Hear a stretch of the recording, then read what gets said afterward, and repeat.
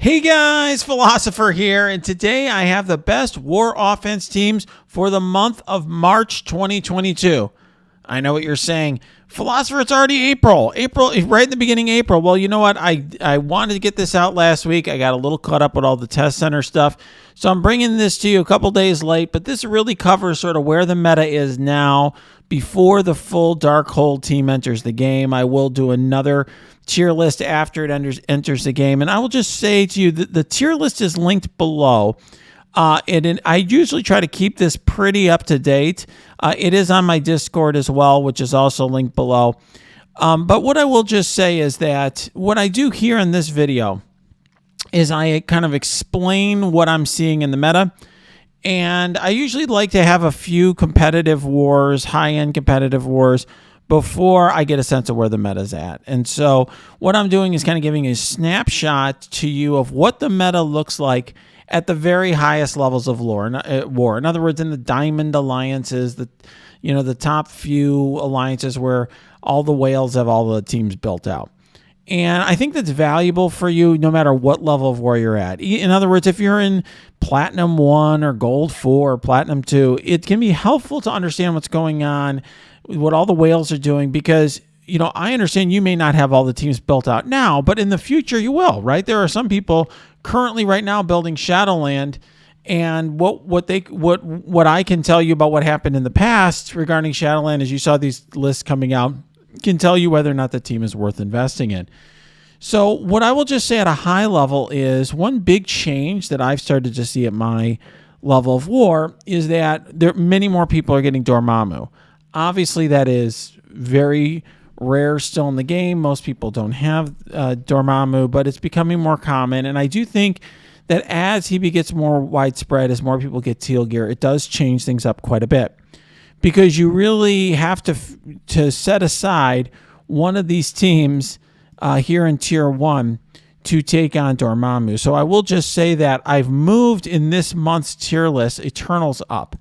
The reason why is that Eternals take on Dormammu, and they also take on Young Avengers, which one thing I will say is, I came to conclusions about Young Avengers based on the team at, let's say, 600K. Once I'm seeing, 1.1 million Young Avengers, it's a much tougher team. It requires a massive investment, lots of T-Force, lots of gear, lots of stars, which you may not have. But when the team gets big enough, it also needs something kind of up in this tier. So Eternals have moved into Tier 1, and it's because the Eternals are very much a team that can beat a lot of Dormammu teams. They also can beat, for example, Young Avengers, depending on who's with them, who you choose as your third, fourth, and fifth. Weapon X, though, I would say is more versatile, just sort of can beat anything. Some Dormammu compositions can be harder for Weapon X than Eternals, but generally speaking, Weapon X is still the best war offense team, at least until we get the Darkhold team in the game. So, some of you have asked me to do something more visual. And so I will just show you in game what I'm talking about here. These are like, the way I set these teams up in my tab. So here's my war team. I actually usually swap these two. I put, and I couldn't just edit this now. I usually put Lady Deathstrike on the end actually instead of Omega Red. But, Weapon X is still to me, the very top of the meta. And this team generally beats almost anything. I have lost against some Dormammus with it. But here's an example of what I'll do for Eternals. They tend to run Emma. That will obviously change once Madeline Pryor comes out, at least at the level that I'm at, where people I assume are going to be building up Madeline Pryor. I throw Loki and Black Bolt in here. Black Bolt is really important for the Dormammu matchup to prevent revives, but not so much the Young Avengers matchup. So it's very matchup dependent, who you're going to have in these final slots. It really requires some knowledge of the game. One team that I will say is a little bit less important now is Infinity Watch. Infinity Watch, was always this team that beats everything. And right now it's in a spot where, it kind of beats Heroes for Hire, but it becomes it's like a bit of an iffy counter at really big levels when you're facing massive for Heroes for Hire. Dark Hunters also, can be iffy. As I put here, Namor and Falcon, in my opinion, are the best fifth options, depending on which one's more built up. In other words, you need to have a big enough one that the character is going to survive to do the turn meter move. But, Falcon Special provides more turn meter, usually against Heroes for Hire because they're all buffed up. Namor also removes the buffs. I actually prefer Namor slightly, but some people prefer Falcon. I think they're both very good, and they make this fight more consistent. But Dark Hunters are, generally going to beat Heroes for Hire. Infinity Watch will generally beat Heroes for Hire, but there's still some RNG there. But these are teams that generally do not have a shot versus the best Dormammu teams. In other words, if you get Dormammu with the Eternals and everything else, Infinity Watch struggles. And similarly, the Dark Hunters really struggle against the big Young Avengers teams, for example, and certainly aren't going to beat those Dormammu teams that we talked about. So they're very much a tier below here. And I think we're starting to see that when Darkhold comes, it'll probably be even more so. And I think, you're going to start seeing basically all these top defenses are going to require the top offenses. In other words, as the Marauders have Madeline Pryor with it, Heroes for Hire, Young Avengers, and so forth, they're all going to require Dormammu. They're all going to require some team in this top tier. There's definitely, and that's just so since people want to see something more visual, this is sort of what my teams look like. This is sort of, how I've laid them out. Maybe I could do it a slightly differently. I think this is about right. I'm not sure in terms of the positioning of my Darkhold actually, because I know I need to check one of the passes. But overall, this is sort of what I'm looking at there. But I will say that a lot of you have asked me questions about Shadowland. I do think that they're starting to fall off a little bit in that they're not gonna beat the new Marauders team for people who have Madeline Pryor, although that may not be an issue at your level of war. And I will just say at this point too, obviously I cannot tell you what is going to be good at all levels in war. I can't tell you what the meta looks like in Gold 4 or in Platinum 2 or something because I'm not there. What I will say is that you can learn from this and apply it to your tier. And obviously, I have some people tell me, for example, hey, Web Warriors or Axemen are so important in our level of war because everyone's got those built up. No one has Dark Hunters built. And that obviously is going to impact things because a humongous team is going to obviously be better than a team that's not built up. If you've got blue gear in your Heroes for Hire, they're not going to scare anybody. But this tier list is based on a level of war where everyone's got everything geared up. Okay? So Shadowland still beats a lot of stuff. People will ask me, well, what can you use Shadowland to beat? A lot. You can certainly use it to beat the new Warriors teams, which we usually have on defense. I usually face those on defense. You can use it to beat Axemen if that's big on your level. You can use it to beat symbiotes, things like that are on defense. You can use it to beat things like the Inhumans with Silver Surfer. You can use it to beat a lot of the Merc hybrid teams. It's a team that has a lot of versatility because when you look at the team, and it's had a long shelf life. It's been out over a year. And it's just because if you look at this team, the passive here, these passives give quite a bit of speed bar. So actually not this one, I apologize. It's actually the White Tiger. It's actually the White Tiger passive that I'm thinking of. The White Tiger passive fills speed bar for the entire team. So that gives the team an early start. And in addition to that, we've got Daredevil adding speed to the team. So just like for example, Emma gives 10% speed to a team. This is giving you a 10% speed advantage and then an additional 10% speed in war. So, even better than Emma on that team. So this definitely is a team that gets to go first. It has the flip of the debuffs, which helps against a team like, for example, the New Warriors team. So definitely some good aspects of this team, even if they're getting a little bit long in the tooth. Okay, so I think definitely a lot of you ask me, are they worth building? They are. If you look at, I still have an infographic on my Discord with the gear priority, and that really hasn't changed all that much in all these years. Okay, XFactor plus Zemo. So you're saying, so why is this such a great team? Well, the XFactor really do well when there's crits. If you get a crit early, they get speed bar from that. So Zemo has a passive when he zones in, is gonna potentially crit. All it needs to do is crit one enemy. It's gonna hit all 5. And then he's going to go and use his ultimate. And so he can get a very early crit out that's going to speed the whole XFactor team up. Plus, he gets that early ability block. So he can beat a lot more teams. He can beat lower young Avenger teams. As they get super high, you can't. I tried it in this last war against like an 800K team just to see the limits, and I lost. It's just very hard to do as they get super big with war buffs and everything, because the team scales very, very well. But on lower levels, not the young Avengers can be beaten by this, and XFactor Zemo just beats a lot of other teams that straight XFactor don't. So when I have XFactor set up here, I have it without Zemo. I have Rhino here. This is what I would use against Brotherhood. I will say that you lose a team. I lose a Hydra team by doing this. But I do, on a regular basis, take out Zemo from the Hydra team, toss aside the Hydra team and do this. It's something you can only do if you have obviously enough extra teams. All right. So now I want to get to a spot here. So I'm starting to get into the spot in this tier list where in tier 3, where, things start to diverge. I include some older teams to help players who don't have everything. So here is Secret Avengers plus Kestrel plus Fury. This team is what we use on our level right here. Secret Avengers, Kestrel, Fury. You usually use the special on Fury on turn 1 to spread speed up, and then Kestrel does her thing and gets it going. This team still, can kill a lot of stuff. It's definitely on the way down. It only kills certain teams.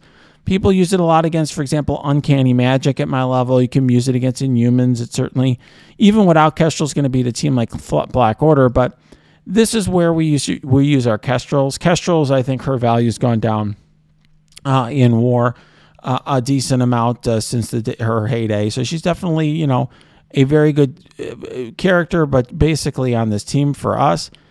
Your level where you may have Kestrel on a separate team. I hear that a lot, that people use Secret Avengers separately. It is a team. Secret Avengers is pretty trash on defense because it's easily beaten by like Axemen or Symbiotes or something on its own. But what I think this team is quite good and will have a decent shelf life.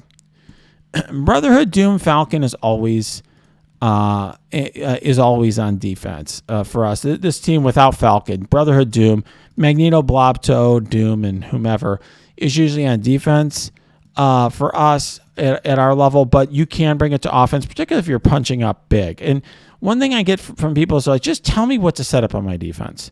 Just tell me what teams to put on defense, what to put on offense, philosopher. And the reason I don't is because it's very roster dependent. So, for example, if you don't have your Brotherhood built, you're not going to put them on defense, okay? It really depends on what you have on your roster. And in addition to that, what type of war you have. If you're doing a huge punch up, 50 million punch up against a bigger alliance, you're going to put more on offense. If you're punching down against a smaller alliance, you'll want to have more on defense. So, Brotherhood, Doom, Falcon is something, if you need to go heavy defense, you bring your Doom to offense, and this could beat a team like New Warriors. For example, you put the blinds out early. The Brotherhood kind of are a team that's very long in the tooth. They've been around a long time. And there's my Secret Avengers Kestrel team.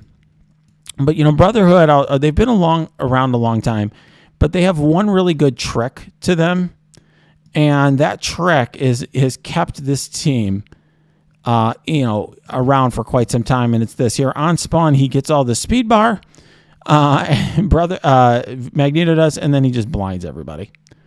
And it's unavoidable. And so that's just really, really strong, and that trick has really done a lot for the team. In addition, if you have a huge blob, the team gets a lot better with a huge blob. If you have a huge blob, he's really great as a striker because his ISO attack removes speed bar. Okay, so that team and Blob and Juggernaut can be hard to get around. So they provide, between the blind and the taunts, they provide some room for Doom to get going. Ravagers are a team that is one of the least built teams. Even at my level, there's a lot of people who skip Ravagers.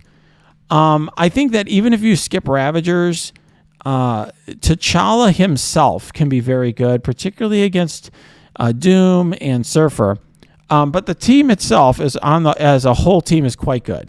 It certainly beats teams like Black Order and Inhuman, Surfer, and a lot of those very well. It does really well against any team that has Surfer in it because basically TChalla can just shut down Surfer on his own with his initial move. He has that special that not only steals ability energy but puts blind on the character. So that's gets Surfer. If Surfer's just basicking early on and is blind, you've basically shut him down quite a bit. All right. So that's similarly with Doom. If you can get him, if you get his ability energy gone, then you could just kill him before he gets to his ultimate. All right. So that team is quite good, pretty versatile team, but not many people built them. Uncanny X-Men with magic. This is another thing at my level. Everybody's got magic. At your level, that's probably not the case. I get that. But just so if for those of you who are considering whether to build magic, if you've already got a big investment in Uncanny X-Men, she does bring the team up. So I kept where the old team is down here, okay, just so you can see if you're trying to decide what kind of investment you're going to get. This is basically to try to help you make smart decisions for your roster. So if you care about war, Uncanny Magic, and it gives you a sense. I still have her as a magic as a fortifier. I find that as long as she stays alive, the team's way better because then, Phoenix. She keeps creating phoenixes and giving charges out and just makes everything else into a killing machine. So I have her as a fortifier, but she really transforms that team quite a bit. Not only does it beat stuff like Black Order, but it beats mercenaries and it beats a whole bunch of sort of mid-level teams. Not going to beat the best teams, but it beats a lot of the previously mid-level teams. Definitely solidly above average. The next tier I have down here is really stuff that we don't use in our level other than XFactor. So tier, Secret Avengers without Kestrel, people don't really use. If you throw Falcon in there, it's going to beat the Black Order, for example. Weapon X, I know what it's like without Omega Red because before Omega Red entered the game, we were doing that, using the 4-piece.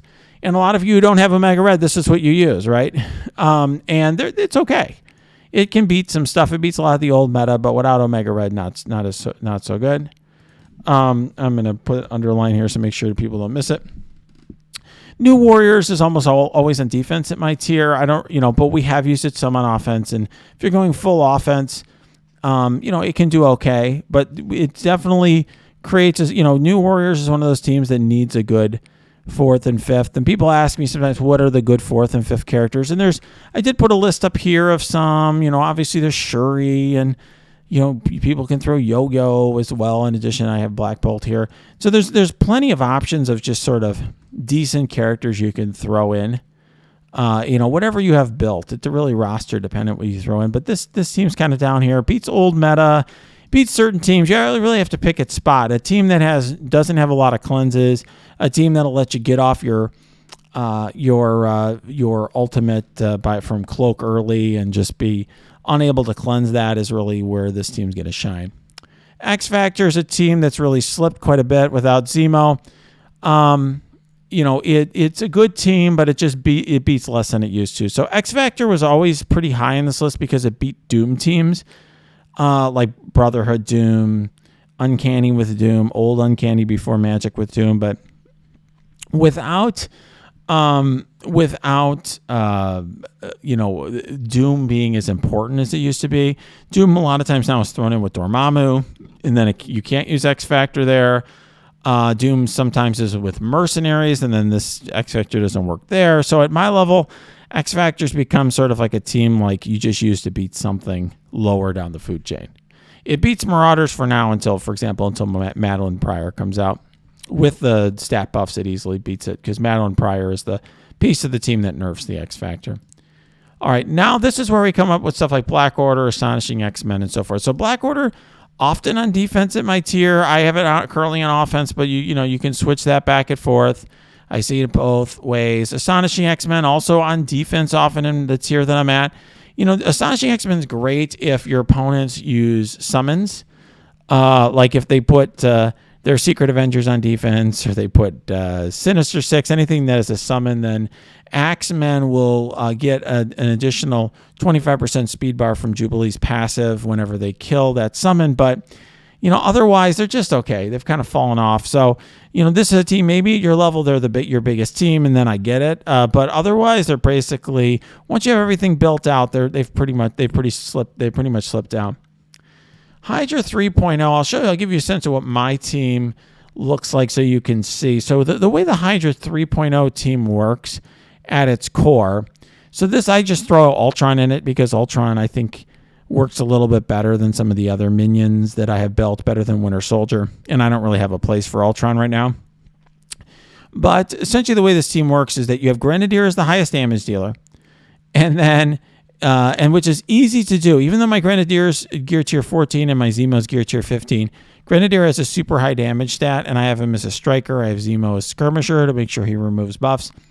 So, Grenadier is the highest damage, so the mercenaries will put taunt on Grenadier and keep attacking Grenadier because Taskmaster will do that. And then as they kill Grenadier, he's going to get rezzed by Red Skull. And in the meantime, Zemo's going to kill everybody. That's basically how this team works. So it's very good against mercenaries, not as good against other stuff. It's really good against mercenaries or a Coulson team, anything that really focuses on the character with the highest damage. It's great because this character could just keep getting rezzed for free. That's basically how it works. It's been a staple for quite a long time, ever since the Mercs have been a thing. Hell Hydra is a very old team, not seen at all in my level anymore, but it's useful for some of you. I think I've talked to some folks. This is where you bring Hela and Zemo in. Zemo goes in ability blocks, and then you spread it with Hela. The problem is just Hela's slower and an older character, and so a lot of times she doesn't survive to do the spread or whatever. But if you need to use this team, it can be very effective against certain teams. But you have to have a team that's going to let you get in, get that combo off, and so on. All right. X-Force. The X-Force and Web Warriors is a little controversial. So I see Web Warriors almost entirely on defense. I really never see it on offense, and it's just because the dodges make it annoying. At our level, we usually always beat them with the Uncanny Magic team. That's just like an automatic win. You can punch up huge, okay, with that team. If you don't have that team, you have to find other choices. People were using things like XFactor with a Hawkeye or whatever. Okay, there's plenty of other possibilities out there, but because XFactor has some attacks that are unavoidable, like the Polaris ult, the long shot basic is undodgeable. So there's just ways to have undodgeable attacks. But usually they're on defense. They're not really as good on offense. Usually you drop one like Spider-Punk and throw Namor in if you're using them on offense. X-Force, still useful, but I will say that their usefulness is very situational now, and it's a team that requires a lot of gear to scale up. So the level I'm at, this is purely a cleanup team for me now. Like it's just like pure. It has no value against like a team alliance like Legion, and when I'm facing other, so it can do, it might kill a small team in a flight deck, or it does clean up when, like, let's say we failed an attack. What I will say is the way this team works is basically you have to have a big Negasonic, bring somebody under 50%, and then X23's passive gives her speed bar and she kills people. The problem is just that these characters have gotten old, they're getting power crept, and so realistically, Negasonic doesn't do the damage that she used to in terms of the impact on the other characters, and X23 same way. So this is a team, some of my alliance mates have the entire team at gear tier 15 and so on. If you do that, it definitely does a little bit better, but it just takes a lot of investment at this point to scale up. So I don't recommend a heavy investment here for newer players. All right, let's go back to the list. Now we're getting into old stuff. I have the full Supernatural team, also T4 dependent. And this is also with the full team. So basically, if you are, putting the team, all together, this is a team that at lower levels can beat the Web Warriors pretty easily because Elsa punishes them when they dodge, but you really have to have the whole team built in T4s. It definitely needs a team that doesn't have a cleanse like Web Warriors to work well. It does not work well, though, at high levels. In other words, if your opponent's got all teal gear on their Web Warriors, you can't punch up on that. But you can fight a smaller Web Warriors. Sinister Six, it can be used on war offense. It definitely can beat like Black Order and so on, but it's definitely another team that I don't see used at all anymore. Brotherhood 2.0 can be used against certain. It's very situational. It's very useful against like symbiotes and stuff like that. Some older teams, but that's really it. Teams that just get shut down by the blind. Skill military, a lot of use, like skilletary, like you view this as a staple team for you. At my level, it's just on the bench. It's basically unused because folks are either running Ultimus mercenaries, like Ultimus with them, which Ultimus just kills Red Guardian, or they're running Doom, and skill military has trouble with both, no matter how big your team is. So, I have a pretty decent sized skill military, and now I can throw it as filler on defense, but that's really all this team does for me at this point. So this team is definitely fallen off quite a bit. Symbiotes is almost entirely in defense at our level. This can be good if you have opponents use a lot of summons. Uncanny X-Men without magic down here because it's very situational at this point. Just doesn't have the oomph that it used to have. Hella Natural, this is where you throw Hella in. It used to be really good against Wave 1 before Black Widow got moved off, but it's really fallen off. This team is pretty garbage at this point. Fantastic Four with Ultron. Doesn't beat a lot. It may work at your level, and these are some really power creep teams at this point, including Inhumans. What people do in my levels, usually they take Black Bolt and Yo-Yo off and use them as plug and play in better teams, like the Eternals we talked about above, or they throw the three best Inhumans, which is Black Bolt, Yo-Yo, and Crystal, on defense with better characters, like Surfer or Doc Ock or Coulson or whatever. So that's basically what I'm seeing right now in terms of war offense. Definitely an evolving meta base, and it's really based on these new characters and new war offense teams as well as defense teams. I expect the top of this to get shaken up quite a bit in the upcoming month, later this month in April, due to the arrival of Darkhold. All right, guys, if you like this video, smash that like button. Subscribe to this channel. If you got comments, questions, cheers, jeers, angry, sad, happy, mad, whatever it is, put it below or go to my Discord. We actually have a really good community there in the Alliance War channel talking about Alliance War strategies and things like that. You can also go to my Twitch stream. That is linked below too.